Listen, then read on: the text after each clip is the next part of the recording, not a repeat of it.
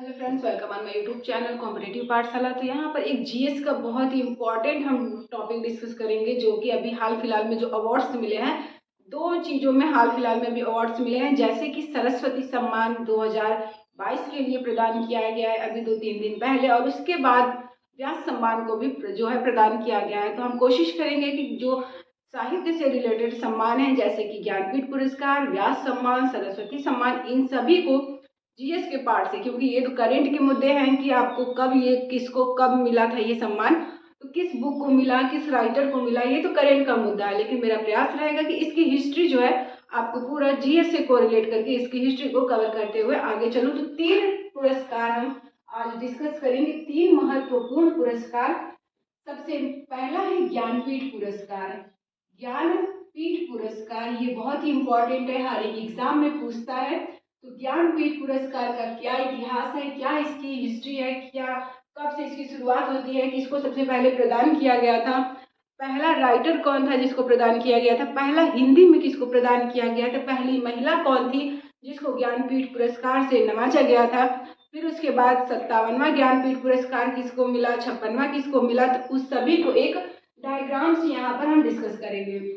तो बात करें ज्ञानपीठ पुरस्कार की, तो इसकी शुरुआत होती है सन 1965 से।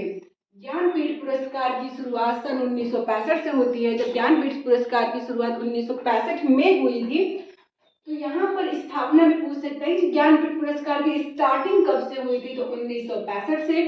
ये ज्ञानपीठ पुरस्कार 22 भाषाओं में दिया जाता है, 22 भाषाओं में, जो कि हमारे संविधान के 8वीं अनुसूची में, ये भी जीएस का प्रश्न बन सकता है कि किस अनुसूची में, तो संविधान के 8वीं अनुसूची में जिनका वर्णन है, इन्हीं 22 भाषाओं के साथ साथ ज्ञानपीठ पुरस्कार जो है हिंदी और अंग्रेजी में भी प्रदान किया जाता है।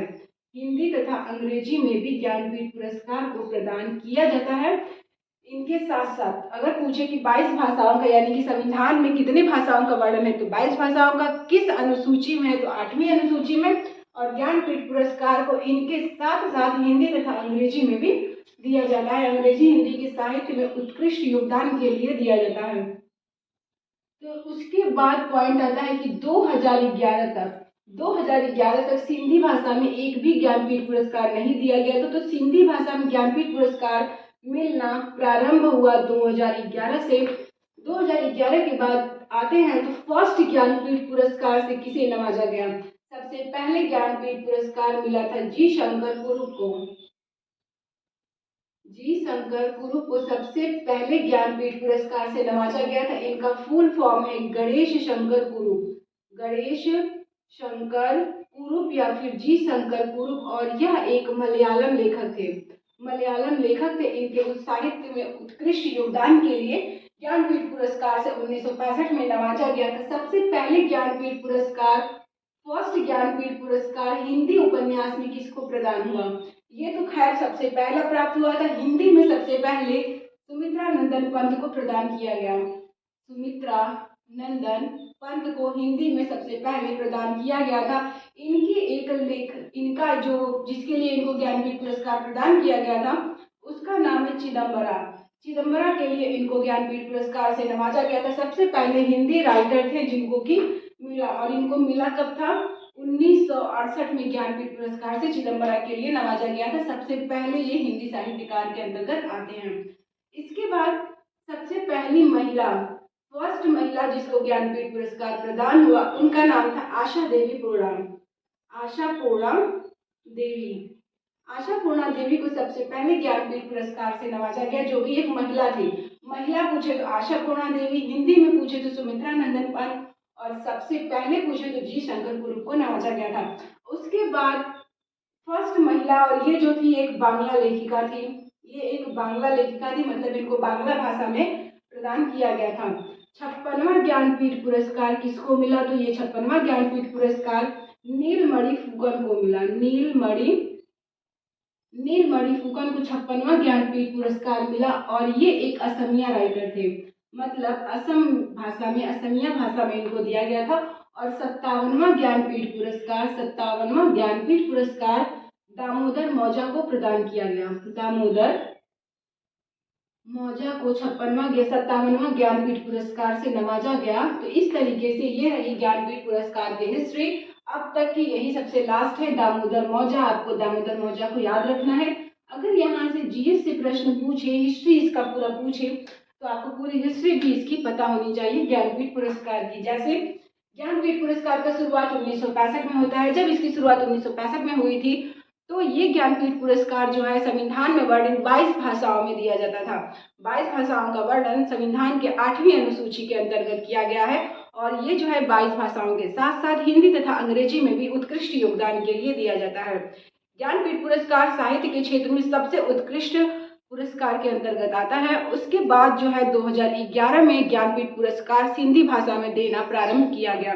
चूंकि 1965 में इसकी स्टार्टिंग हुई थी और सिंधी भाषा में 2011 में मिला, तो ये प्रश्न पूछ सकता है कि सिंधी भाषा में ज्ञानपीठ पुरस्कार कब से प्रदान किया जाना स्टार्ट हुआ। तो 2011 से। सबसे पहले ज्ञानपीठ पुरस्कार 1965 में मिला था जी शंकर कुरुप को, जो एक मलयालम लेखक थे। हिंदी उपन्यास में सबसे पहले, हिंदी साहित्यकार के रूप में सबसे पहले सुमित्रा नंदन पंत को मिला था 1968 में चिदम्बरा के लिए। उसके बाद पहली महिला ज्ञानपीठ पुरस्कार प्राप्त करने वाली आशा पूर्णा देवी है। उनको 1976 में, शायद मैंने यहाँ पे मिस किया, 1976 में इसको 1976 में आशा पूर्णा देवी को ज्ञानपीठ पुरस्कार मिला और ये ज्ञानपीठ पुरस्कार प्राप्त करने वाली पहली महिला थी।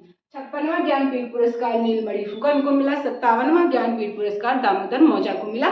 तो यहाँ से नीलमणि दामोदर मौजा तो इम्पोर्टेंट है करंट के मुद्दे से, और नीलमणि फुकन का भी पूछ सकता है कि इनको किसके लिए मिला था। तो ये इनको असमिया के लिए मिला था। जी शंकर कुरुप का पूछ सकता है, आशा देवी पूर्णा का, और सुमित्रा नंदन पांत। यहाँ से सिंधी वाला इम्पोर्टेंट है, 22 भाषाओं का वर्णन इम्पोर्टेंट है, और 1965 में इसकी शुरुआत होती है, ये इम्पोर्टेंट है। और ये जो है साहित्य के क्षेत्र में सबसे उत्कृष्ट है, साहित्य के क्षेत्र में सबसे उत्कृष्ट योगदान के लिए दिया जाता है। तो ये पॉइंट इम्पोर्टेंट है।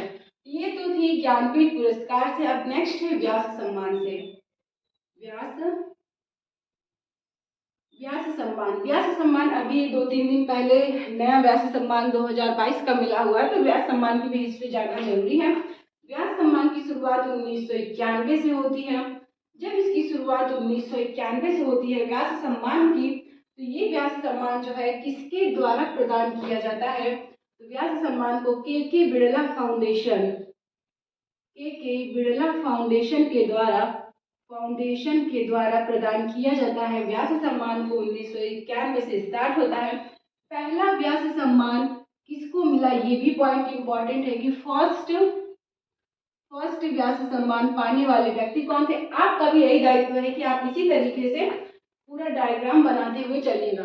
व्यास सम्मान पहला जो है मिला था राम विलास शर्मा को। राम विलास शर्मा को पहला व्यास सम्मान से नवाजा गया था। और उसके बाद 31वां व्यास सम्मान से नवाजा गया था किसको, महाबली के लिए। महाबली के लिए नवाजा गया था असगर वजाहत को नवाजा गया था महाबली के लिए। तो ये इंपॉर्टेंट है। और 32वां व्यास सम्मान, ये करंट का मुद्दा है, तो 32वां व्यास सम्मान मिला है ज्ञान चतुर्वेदी को। ज्ञान चतुर्वेदी को 22वां व्यास सम्मान से नवाजा गया। और इनकी जो किसके लिए इनको मिला है, तो इनकी रचना थी पागल खाना के लिए इनको नवाजा गया है। और ये एक हिंदी लेखक हैं। इतने पॉइंट्स थी व्यास सम्मान से। व्यास सम्मान की शुरुआत 1991 में होती है।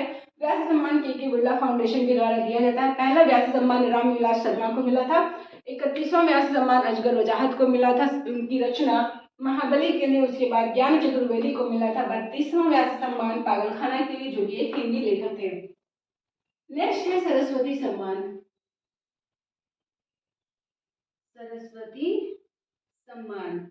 तो सरस्वती सम्मान की भी शुरुआत 1991 में ही होती है। इसको भी प्रदान करता है के बिड़ला फाउंडेशन ही। उसके बाद फर्स्ट सरस्वती सम्मान से नवाजा गया था हरिवंश राय बच्चन को फर्स्ट सरस्वती सम्मान के लिए नवाजा गया था। 31वां सरस्वती सम्मान जो है रामदरस मिश्र को मिला था। इनकी रचना थी मैं तो यहाँ हूँ इनकी रचना थी। इसके लिए इनको जो है व्यास सम्मान मिला था 31वां। और पूछे 32वां व्यास सम्मान अभी हाल फिलहाल में करेंगे का मुद्दा है, तो 32वां व्यास सम्मान किसको मिला, तो शिव शंकर पुरी को। शिव शंकर पुरी को जो है 32वां सरस्वती सम्मान से नवाजा गया है। ये 2 पॉइंट थे आपको। ये ज्ञान चतुर्वेदी याद रखना है और ये शिव शंकरी करेंट का मुद्दा है, बाकी आपके जीएस से भी रिलेटेड है। एक बार फिर से मेरा प्रयास है कि एक बार फिर से इसका फास्ट रिवीजन करते हैं हम। ज्ञानपीठ पुरस्कार की शुरुआत 1965 में होती है। जब ज्ञानपीठ पुरस्कार की शुरुआत 1965 में हुई थी तो ये जो है 22 भाषाओं में दिया जाता था। 22 भाषाओं का वर्णन संविधान के 8वीं अनुसूची के अंतर्गत किया गया है। तो ज्ञानपीठ पुरस्कार को 22 भाषाओं के साथ साथ हिंदी तथा अंग्रेजी में भी उत्कृष्ट योगदान के लिए दिया जाता था। सबसे पहले 2011 में सिंधी भाषा में जो है ज्ञानपीठ पुरस्कार को प्रदान करने की घोषणा की गई और 1965 में सबसे पहला ज्ञानपीठ पुरस्कार जी शंकर पुरुष को मिला, मलयालम लेखक थे। पहला हिंदी ज्ञानपीठ पुरस्कार हिंदी के क्षेत्र में हिंदी साहित्य के लिए पहला ज्ञानपीठ पुरस्कार सुमित्रा नंदन पंत को चिदम्बरा के लिए प्रदान किया गया था। उनकी रचना थी चिदम्बरा। इनको जो है 1968 में भी प्रदान किया गया था। ये डेट भी पूछ सकता है, सन भी पूछ सकता है। उसके बाद जो है पहली महिला ज्ञानपीठ पुरस्कार प्राप्त करने वाली बांग्ला लेखिका थी आशा पूर्णा देवी, उनको प्रदान किया गया। उसके बाद 56वां ज्ञानपीठ पुरस्कार नीलमणि फुकन जो कि एक असमिया राइटर थे, उनको प्रदान किया गया। उसके बाद 57वां ज्ञानपीठ पुरस्कार दामोदर मौजा को नवाजा गया। नेक्स्ट है व्यास सम्मान। व्यास सम्मान की शुरुआत 1991 में होती है। व्यास सम्मान के बिरला फाउंडेशन के द्वारा प्रदान किया जाता है। पहला व्यास सम्मान पाने वाले व्यक्ति जो है रामविलास शर्मा थे और उसके बाद 31वां व्यास सम्मान से नवाजा गया है अजगर वजाहत को महाबली के लिए। 32वां व्यास सम्मान ज्ञान चतुर्वेदी को मिला है पागल खाना के लिए। नेक्स्ट है सरस्वती सम्मान। सरस्वती सम्मान की भी शुरुआत 1961 में होती है। जब इसकी शुरुआत 1961 में होती है तो इसका भी जो इस प्रदान किया जाता है के बिरला फाउंडेशन के द्वारा सरस्वती सम्मान को भी प्रदान किया जाता है।